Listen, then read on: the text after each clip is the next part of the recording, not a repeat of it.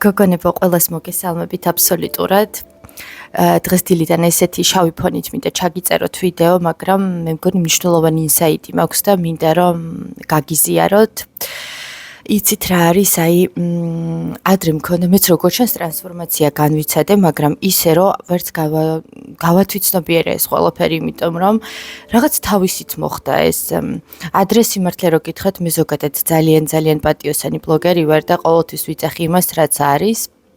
არასდროს არ ვმალავ, თუნდაც რაც არ უნდა ცუდი იყოს, რაც არ უნდა მიუღებელი იყოს და ასე შემდეგ და ადრე მქონდა ხოლმე საკმაოდ ისეთი sharp, როგორ თქვა, ესეთი მკაცრი და ზუსტი და ცოტა უარყოფითი რეაქციები, მაშინ როდესაც უარყოფით კომენტარებს ვკითხულობდი და ხან ბლოკავდი, ხან ვშლიდი ხოლმე, მაგრამ ეხლა არ ვიცი რატომ, მაგრამ ჩემთვის ძალიან სულერთი გახდა ეს ყველაფერი და პირიქით, რაც უფრო მეტ უარყოფით კომენტარს ხედავ და მით უმეტეს მამაკაცებიდან, ანუ ხვდები, რომ სწორს ვსაუბრობ.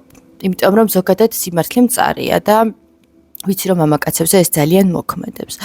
იმიტომ მოქმედებს ეს ყველაფერი, რომ ისინი თავის თავს ხედავენ. ეხლა ვინმე რომ მოვიდეს და მითხრას, რომ თამო შენ ხარ იდიოტი. ან მაგალითად შენ ხარ განუვითარებელი ან გაუნათლებელი, ხო გამეცინება და გავივლი. მაგრამ რომ მოვიდეს და მითხრას მაგალითად რომ თამო შენ ხარ ცოტა overweight-ი, ანუ ზედმეტი ქონები გაქვს სადღაც, ხო? მეწყინება, იმიტომ რომ მართლა მაქვს და ვებრძვი. მთელი ცხოვრება ვებრძვი და კიდე ვებრძვი და კიდე შევებრძოლები. ანუ მიხვდით რას ვიძახი, ეს თემაა. ამიტომ ეს არ მაღიზიანებს ახლა არის ძალიან შეურაცხყოფებიც არის, მაგრამ მაგასაც არ ვრეაგირებ, არ ვიცი რატო მოხდა ეს ჩემში. ალბათ ახლა ესე არის საჭირო, ალბათ ახლა ეს მესიჯები უნდა წამოვიდეს ჩემგან. დღეს ბოდიში, დღეს დილით გავიღვიძე ადრე, ძალიან ადრე, გავაკეთე ვიდეო, აგიწვირთეთ. მე წავედი ისევ დავიწინე და ახლა გავიღვიძე და ვფიქრობ. ერთმა ბიჭმა დაწერა ესეთი კომენტარი, რომ მოდი რაო რა, შენ რას უკეთ ცუდი სიტყვები და მე შენ რას უკეთებ კაცო.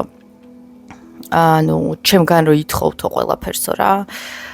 იცით რა, მე შემიძლია როგორ თქვა, პატიოსნად, გულღიად და ასე შემდეგ. ჩემი ქმარი იმსახურებს ყველაფერს იმას, რასაც მე ვუკეთებ.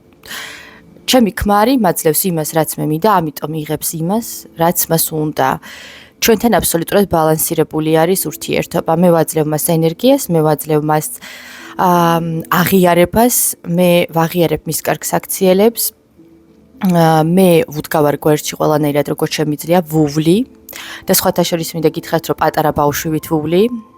დილით მაგალითად სამსახურში წასვლის წინ თმებსაც კი მე ვვარცხნი, ჟელეს მე ვუსმევ, თმებს მე ვარცხნი, ტანსაცმელს მე ვაწვდი, გაღიმებული ვუშვებ და გაღიმებული ვხვდები და მათი ტრადიციის შესაბამისად კიდევ სახლიდან გასვლის წინ და სახლში შემოსვლის შემდგომ მის ხელს უკოცნი და თავს ვადებ, იმიტომ რომ მათ ესეთი ტრადიცია აქვთ. აქედან გამომდინარე ურთიერთობებში ბალანსირება აუცილებელი არის და ეს ვიდეოები არ არის და ეს მესიჯები მხოლოდ მამაკაცებისთვის, რომ მამაკაცებმა ყველაფერი გაუკეთონ ქალებს. რასაკვირველია, ჩვენ ქალები მოწყობილები ვართ ისე, რომ მამაკაცი თუ ერთს გაგვიკეთებს, ჩვენ 100 გავუკეთებთ. ამიტომ აქ პრობლემა არ გიქნებათ, ჩემო ძვირფასო მამაკაცებო, თქვენ თუ ჩადებთ ქალში და ანახებთ ქალს, თქვენს გულს, თქვენს როგორ თქვა, მზადყოფნას, თქვენს მონდომებას დამიჯეროთ, რომ ბევრად, მილიონჯერ უფრო მეტს მიიღებთ, გაიგეთ? ამიტომ ბალანსირებული ურთიერთობები ძალიან მნიშვნელოვანია.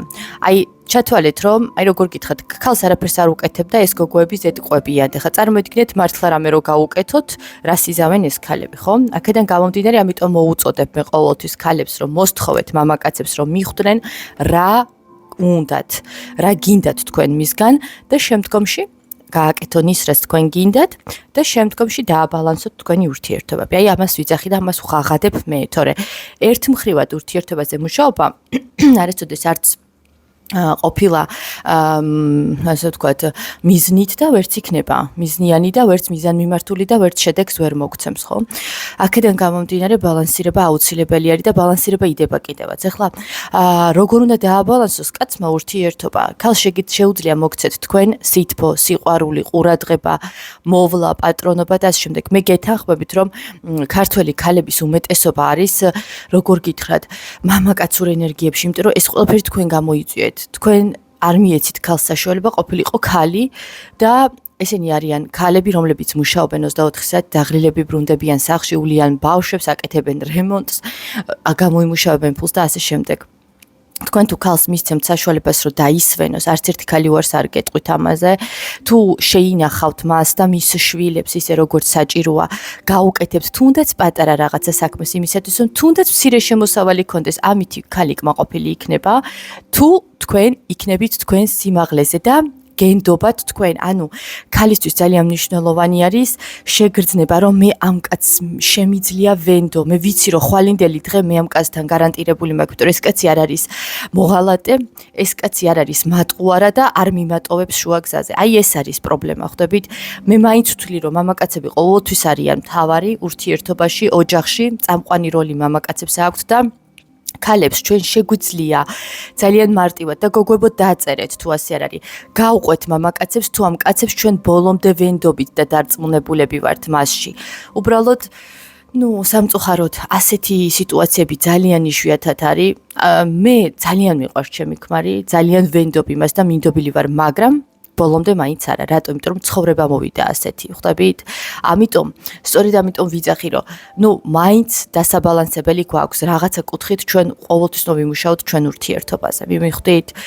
100%-იანი ნდობა არ არის, მაგრამ ჩემს შემთხვევაში არის 90%-იანი ნდობა, იმიტომ რომ მე გამოვცადე ეს ადამიანი სიტუაციებში, რა სიტუაციებშიც შეეძლო, რომ ძალიან მარტივად გავედეგი გარეთ, რომ გამდგას გარეთ და თანუცხო ქვეყანაში და ვითხრას აბა მოდი რა ეხა დავაი და სვიტანია აქედან, მაგრამ ამ კაცმა იმუშავა ამ ურთიერთობაზე და გამოასწორა და უკეთესობისკენ წაიყვანა. აქედან გამომდინარე ზუსტად ეს არის, ეს გამოცდებია ურთიერთობაში ჩასაბარებელი და როდესაც თქვენ ესე მარტივად თმობთ მამაკაცებო ქალებს, ქალები რომლებმაც უდიდესი ენერგია ჩადეს თქვენში, რასაკურველია მე ქალებს ჩვენი სისხლი და ჩვენი დნმ იცვლება და აღარ ვენდობით მე არც თქვენ გენდობით და არც ხებს არ ვენდობით. აქედან გამომდინარე ვიწყებთ უკვე ჩვენს დამოუკიდებლობაზე ზრუნვას, იმაზე რომ ვაიმე რაღაცა რო იყოს გუჩაში არ დავრჩე, ის არ დამმართოს, ეს არ დამმართოს და მე ვთხოვთ რომ იყვნენ ქალურები, იყვნენ ნაზები და რანაირად უნდა იყოს ნაზი ქალი, რომელიც 5000 სამსახურში ერთობლივად მუშაობს და რა ვიცი, გადაჯეჯგილი მოდის სახლში ბაზრიდან, რანაირად უნდა იყოს.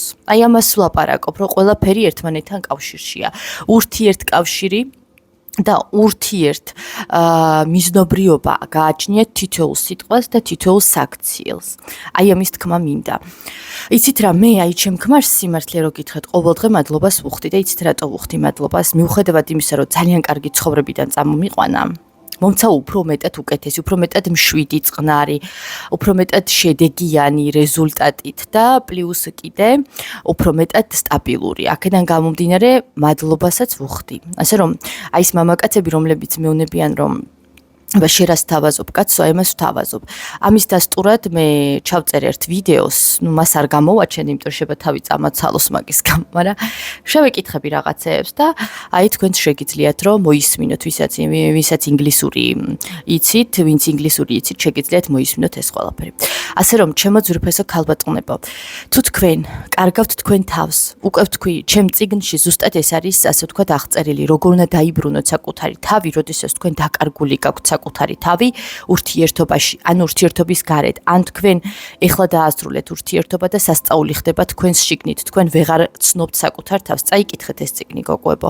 ამ წიგნში არა მხოლოდ ის არის მოთხრობილი, როგორ უნდა დაიბრუნოთ საკუთარი თავი, არამედ ისიც წერია, როგორ უნდა დააბალანსოთ ურთიერთობა, როგორ არ უნდა დაარღვიოთ მამაკაცის უფლებები, როგორ დაბალანსდეთ და აგრძნობინოთ მამაკაც თავი მამაკაცად, იმიტომ რომ ეს ძალიან მნიშვნელოვანია. ამიტომ ამ წიგნში აი ამ მიმართულებითაც ძალიან ბევრია ნამუშევარი და დამიჯერეთ, რომ ძალიან გამოგადგებათ. ჩემთვის ძალიან მნიშვნელოვანია თქვენთან კონტაქტი. გინდათ მაგინეთ, გინდათ ცუდი სიტყვები დამიწერეთ. თუ გინდათ კარგი სიტყვები დამიწერეთ, თითოეულს მივესალმები, თითოეულს ვუსმევ ლაიქს. მამაკაცები ზოგიერთი ძალიან უხეშია, მაგრამ არც ეს არ არის პრობლემა.